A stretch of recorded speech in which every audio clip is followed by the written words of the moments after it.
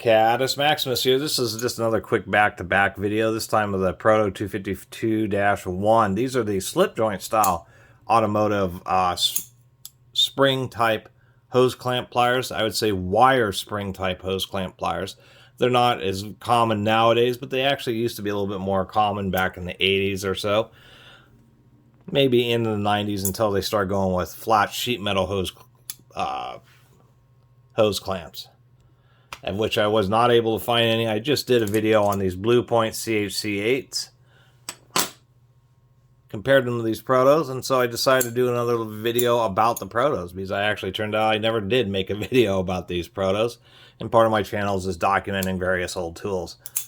The Protos, I don't think are, as far as physical build quality, we can say they just don't have quite as much girth as the Blue Points. The Blue Points were made by Diamond Tools, pretty good tool manufacturer. We can see just a little bit more jaw thickness out of the Blue Points.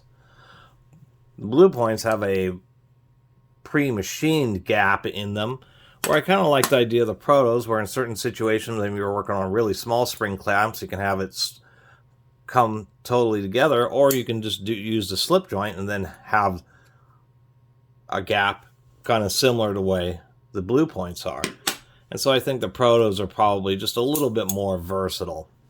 Anyway, not a lot else to talk about. Just have made some long videos in the last few weeks, so I'm kind of switching it up with some shorter videos. And if you run into a set of these hose clamp pliers, they still can work on various type of the sheet metal ones, and they're just kind of handy to have. Anyway, really appreciate everybody who's been watching and subscribing, and if you haven't subscribed, please do. Till next time, Catus Maximus out.